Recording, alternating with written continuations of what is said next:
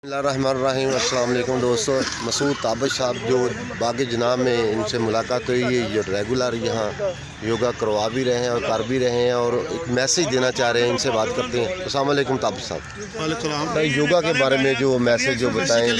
योगा जो है ना, बेसिकली ये दो चीज़ों पे ज़्यादा कंसल्टेशन इसकी होती है। नंबर वन इसका है आपका टू इम्प्रूव द स्टेमिना, बंदे का जो स्टेमिना है उसको इम्प्रूव करता है। स्टेमिना से मुराद है कि बंदे की कुव्वत बर्दाश्त बढ़ जाती है, इम्यूनिटी सिस्टम उसका बढ़ जाता है। और सेकंड उसका है फ्लेक्सिबिलिटी ऑफ मसल्स। जी जी, आपके बॉडी के जितने मसल्स हैं उनकी फ्लेक्सिबिलिटी बढ़ जाती है। जी जी, जब उनकी फ्लेक्सिबिलिटी बढ़ती है, इसका मतलब आपका हर जो मसल है वो एक्टिवेट हो रहा है। ठीक हो गया। तो इसने आपके जिस्म के तमाम जो मसल्स हैं और तमाम जो ऑर्गन हैं उनको एक्टिवेट करना है, जिससे उनकी फ्लेक्सिबिलिटी बढ़ जाती है। जब फ्लेक्सिबिलिटी बढ़ेगी तो उसका स्टेमिना भी बढ़ेगा। बेसिकली ये बॉडी का ही सारा इसने बॉडी को ही पे कंसंट्रेट करता है, आपकी बॉडी पे कंसंट्रेट करता है। आपके जो ऑर्गन्स हैं उनकी फ्लेक्सिबिलिटी बढ़ेगी, उनका स्टेमिना बढ़ेगा और जो उसके अंदर जो बीमारियां हैं वो ऑटोमेटिकली रिमूव हो जाएगी। ताबिश साहब, आप जो डेफिशिएंसीज वगैरह आपके ऑर्गन की वो खत्म हो जाएगी। इससे आप मेडिसिन फ्री ज़िंदगी आराम से गुजार सकते हैं। बिल्कुल मेडिसिन फ्री। इसमें ये है कि अगर ब्लड प्रेशर का है तो उसके भी आपकी अल्टीमेटली आपको मेडिसिन छोड़ देंगे। ब्लड प्रेशर और शुगर, ये दो चीज़ों के ऊपर इसका बहुत ज़्यादा इसका असर है। शुगर लेवल आपका ठीक रहता है और आपका ब्लड प्रेशर ठीक रहता है। अच्छा, व्हाट्सएप से बात हुई थी, वो कह रहे थे कि हमारा वंडरफुल क्लब का जो ऐलानिया है कि हमने ये मोटो हमारा ये है कि बागों को आबाद करना है और अस्पतालों को वीरान करना है। ये मोटो है हमारा। तो इस पे आप किस हद तक कामयाब हो रहे हैं? बहुत हद तक कामयाब है, इन दैट सेंस के जो लोग यहाँ पर आते हैं, अगर आप उनसे इनफरादी तौर पर पूछें तो वो उनको जो उनको बीमारियाँ थी, जो उनकी डेफिशिएंसी थी वो इम्प्रूव हो गई है।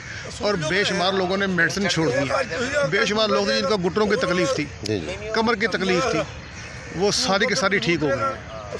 जो लोग मस्जिद में कुर्सी पर बैठकर नमाज़ पढ़ते थे वो अब जनाब अच्छे तरीके से पूरे सही तरीके नमाज़ पढ़ रहे हैं या सजदा कर रहे हैं।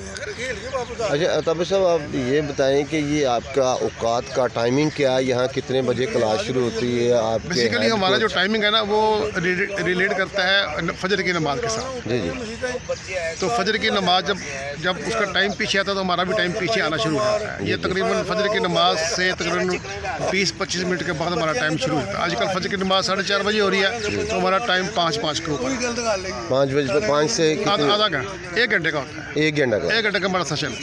अच्छा, ये ताबिश साहब, आप हमें ये बताएं कि ये जो सबसे अहम चीज़ जो है वो सुस्ती है, वो किस तरह दूर की है? इसका वजह से बंदा तो उठना नहीं चाहता। हाँ, बस उसमें एक बात अहम है। जो बंदा सुबह फजर की नमाज के लिए उठता है और उठ सकता है और उसको उठना चाहिए, जो फजर की नमाज पढ़ने के लिए उठ जाएगा वो इधर भी आ जाएगा।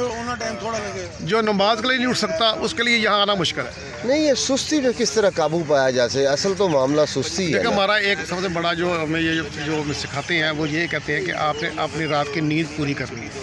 ठीक हो गया। जब बंदा रात की नींद पूरी करेगा, सही तरीके से रात को नींद ले लेगा, वो अल्टीमेटली सुबह उठेगा और फ्रेश होगा। सुस्ती उसी को पड़ेगी जो रात को पूरी नींद नहीं ले सका। 6 से 8 घंटे की नींद लेना ज़रूरी है। आपका लाहौर जो है जागते ही रात को, रात 12-1-2 बजे तो प्रोग्राम फंक्शंस वगैरह ख़त्म होते, किस तरह ये मुमकिन है? 10 बजे शादी का टाइम होता है, जी हाँ। तो ये कैसे आप इन्हें शऊर देंगे? एक्चुअली बात यही है कि ये आपको खुद मैनेज करना है, अपनी सोने के आवर्स आपको खुद मैनेज करने हैं। डेफिनेटली ये होता है कि लोग लेट सो रहे हैं आजकल, रात की एक्टिविटीज़ बढ़ गई हुई हैं कंपैरेटिवली। पहले रात की एक्टिविटीज़ बड़ी महदूद थी, अब वो बहुत बढ़ गई हैं, इसलिए रात को लोगों की नींद पूरी नहीं होती। अब मैं पर्सनली बात करता हूँ कि मैं ठीक है, मैं सुबह मुझे उठना होता है, रात को मैं जब भी जितने भी लेट सो जाऊँ लेकिन सुबह नमाज के लिए उठना होता है। ये मेरे ज़हन में होता है कि मैंने सुबह नमाज़ पढ़नी है। जब मैं नमाज के लिए उठ जाता हूँ तो उसके बाद मेरा यहाँ आना आसान है। अच्छा, उसके बाद मेरी अगर कोई और एक्टिविटी नहीं है तो मैं यहाँ से जाने का 1 घंटा जाने के बाद जाके फिर मैं 1-आध घंटा रेस्ट कर सकता हूँ।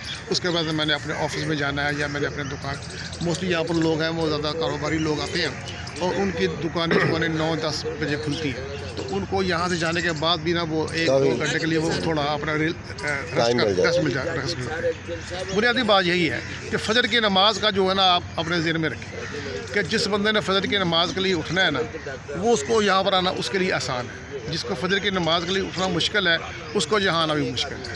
जी दोस्तों, ये ताबिश साहब का मैसेज था कि आप सुबह फजर के लिए उठें और रात को जल्दी सोएं, तो आप बेशुमार बीमारियों से बच सकते हैं। और नमाज के बाद सुबह अगर आप एक्सरसाइज 1 घंटा करें, आप नो डाउट मेडिसिन फ्री ज़िंदगी गुजार सकते हैं। मैंने दोस्तों को मिला हूँ। मैं एक और बात भी ऐड कर दूँ इसमें जी जी कि शुगर के मतलब मैंने एक बाकायदा आर्टिकल पढ़ा था, उसमें इसने बताया था कि शुगर जो है वो आपका जो लबलबा है, जो इंसुलिन जनरेट करता है आपके जिस्म में, जी जी वो उसका वर्किंग उस वक्त करता है जब इंसान सो रहा होता है। जी जी उसके लिए उसकी वर्किंग को मुकम्मल करने के लिए उसको 6 से 8 घंटे सोना ज़रूरी है। मुसलसल नींद सोना उसके लिए ज़रूरी है। 6 से 8 घंटे मुसलसल सोना ज़रूरी है। जी जी उस दौरान ये इंसुलिन जनरेट करता है जो आपकी बॉडी में चलती है, जो शुगर को कवर करती है।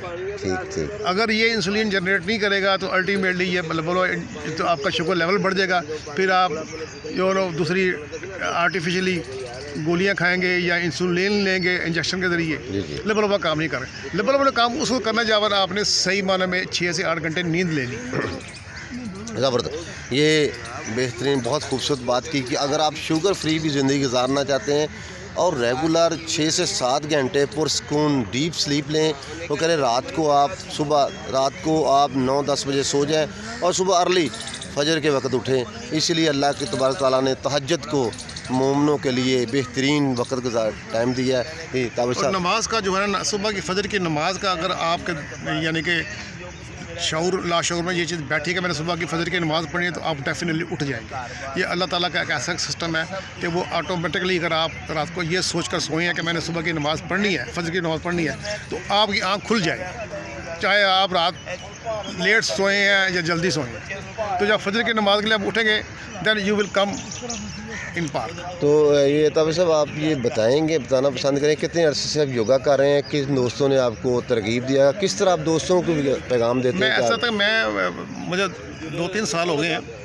बीच में मेरा कुछ गैप भी रहा है, मेरी कुछ ड्यूटी इस किस्म की थी कि मुझे अर्ली वहाँ जाना पड़ता था, तो फिर यहाँ आना मेरे लिए मुश्किल हो जाता था। आपकी क्या मसरूफियत थी? मैं कॉलेज में पढ़ाता था। जी प्रोफेसर। तो फिर ये होता है कि अगर मैं प्रॉपर तरीके से मैं रेस्ट ना करूँ तो फिर क्लास में बच्चों को पढ़ाना मुश्किल हो जाता है। भैया मैं इधर बाग में वैसे वॉक करने आता था, तो मैं इधर आए थे, ये लोग योगा कर रहे थे। एक बंदे ने किसी एक ने मुझे इसमें इनवाइट किया कि आप आएँ और आप 2-4-5 दिन इधर आके ना हमारे साथ योगा करें। उसके बाद आपका दिल करे तो कंटिन्यू कीजिएगा, ना दिल करे तो इसको छोड़ दीजिए। जी जी।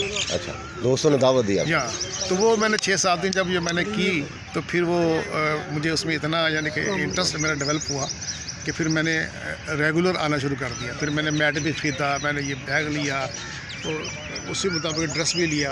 अब जब आप ये चीज़ें लेंगे ना, तो फिर आप इसका मतलब आप ज़हनी तौर पर ये काम करने के लिए तैयार हो रहे हैं। अदरवाइज आप कैजुअली आएंगे ना, तो फिर शायद 2-4 दिन आप आए उसके बाद चले जाएंगे। लेकिन जब आप ये चीज़ों को मैनेज कर लेंगे कि मैंने ये मैट भी ले लिया है, मैंने वो क्या ट्रैक सूट भी मैंने पहन लिया है, मैंने शूज़ भी ले लिया है, तो आपने मेंटली तौर पर अपने आप को प्रिपेयर कर लिया है कि अब आपने योगा, फिर आप हटेंगे नहीं यहाँ से। फिर यह कि आपको यहाँ पर दिलचस्पी पैदा होती है। जब आप आते हैं, दूसरों के साथ बात करते हैं, एक्सरसाइज करते हैं, आप खुद फील करते हैं, ये इनर फीलिंग है आपकी कि यार ये चीज़ मुझे ना कंटिन्यू करनी चाहिए। मेंटली तौर पर तैयार, मुझे कंटिन्यू करनी चाहिए। तो ये सबसे अहम बात है फीलिंग। जब फीलिंग आपको आ रही है कि मैं बेहतर हो रहा हूँ, जी जी, तो इसका मतलब कि आप बेहतर हो रहे हैं। अच्छा, ये प्रोफेसर हम ये कह सकते हैं कि ये योगा जो एक्सरसाइज है ये भी एक नशा है, जो ये करता है वो छोड़ नहीं सकता? नहीं, ऐसी कोई बात नहीं, ऐसी कोई बात नहीं। ये कोई नशा नहीं है, ये एक किस्म का ये समझ लें कि आपको आपकी बॉडी में जो डेवलपमेंट हो रही होती है ना, वो आपको फोर्स करती है। यही चीज़ है ना। हाँ, चीज़ जिस तरह बेहतर हो रही है, जी जी, बेहतर हो रही है। आप बीमारियों से बच रहे हैं, आपको इस चीज़ के एडिक्ट हो गए। यही एडिक्ट नहीं है आप एक्सरसाइज के आदी हो जाते हैं। एडिक्ट नहीं है, नहीं, मैंने सेहतमंद रहना है, मैंने एक्सरसाइज ज़रूर करनी है। हाँ, ये एडिक्शन नहीं है ये वाली, ये आपकी बॉडी की डिमांड आ रही है कि नहीं यार मुझे जाना चाहिए, अदरवाइज डिमांड तो यही होती है ना। जब कोई नशई होता है उसको नशे के होती है, तलब होती है, हाँ। बॉडी डिमांड करती लेकिन है। वो उसके नशे की तो यह है कि वो एक आइडियल बंदा बैठा हुआ है, वो किसी काम का नहीं है। इसके बाद आप एक्टिव हैं, आप अपनी जो भी आपकी मसरूफियात है आप उसमें प्रोएक्टिव हो जाते हैं, ज़बरदस्त। आप उसमें ज़्यादा एक्टिव हो जाएंगे। आप जाएंगे ऑफिस में जाएंगे, आप हशाशबाज नजर आएंगे, लोग आपका चेहरा देखेंगे, आप कहेंगे यार आपके चेहरे पर तो बड़ी माशाल्लाह रौनक आई हुई है। तो ये चीज़ें आपको जो ना वो फिर वो इनकरेज करती हैं कि यार मुझे इसको मेंटेन करना चाहिए। यहाँ ये जो योगा कितनी उम्र से लेके कितनी उम्र तक ये के यहाँ पर लोगों ये को करना चाहिए? यंग लड़के भी यहाँ पर आते हैं और 70-80 तक के लोग भी यहाँ पर आते हैं। अच्छा, हर बंदा अपने ये बताते हैं कि आपने अपने स्टेमिना के मुताबिक एक्सरसाइज करनी है। मिसाल के तौर पर किसी ने 50 काउंटिंग तक एक एक्शन में रहा है, वो कोई 20 काउंटिंग तक एक एक्शन में रहा है, उसका स्टेमिना इतनी था। लेकिन यह है कि स्टेमिना आहिस्ता आहिस्ता फिर इंक्रीज़ होता है। आज आपने 10 काउंटिंग के बाद आपका एक्शन था, उसके बाद हफ्ते 10 दिन बाद आपका 10 से 15 काउंटिंग तक चला जाएगा वो वाला एक्शन, उसका ड्यूरेशन बढ़ जाएगा। तो ऐसा फ्लेक्सिबिलिटी पैदा हो गया मुझे सब। प्रोफेसर साहब, एक बड़ी तेज़ी से मर्ज फैल रहा है डिप्रेशन का। जी हाँ, इसके सिलसिले में कौन सी वो खास एक्सरसाइज है कि डिप्रेशन इसके सिलसिले में ये यहाँ पर जो हम एक्सरसाइज करते हैं उसके बाद हम लॉफ्टर की एक्सरसाइज करते हैं। जी जी हम एक यानी कि यूँ समझे कि एक कहके लगाते हैं, जी जी सब मिलकर कहके लगाते हैं। आप भी कहका लगा रहे हैं, मैं भी कहका लगा रहा हूँ। एक तो हमने ये एक पहला कहका हमारा आर्टिफिशियल होता जी, है, जी। लेकिन उसके बाद हम एक दूसरे को देख कर भी कहके लगाने ऑटोमेटिक कहके लगाना शुरू कर देते हैं। जी जी। ये है डिप्रेशन को यानी कि ख़त्म करने वाला, तो इससे बंदा डिप्रेशन से निकल जाता है। निकल जाता है। ज़बरदस्त। तो इसमें हम दोस्तों से ये गुजारिश है कि प्रोफेसर साहब बता रहे थे कि आपने अगर डिप्रेशन दूर करनी है, अगर आपने शुगर से बचना है, तो आप ज़रूर सुबह फजर की नमाज अदा करें, सुबह रात को अर्ली सोएं और इधर बाग जनाब में आए। वंडरफुल क्लब है इनका, कोई फ़ीस नहीं है। और ये बता रहे हैं कि यहाँ हर एज का बंदा आ सकता है और वो लाइफ पुरसकून और टेंशन फ्री और मेडिसिन फ्री ज़िंदगी गुजार सकता है। बहुत शुक्रिया।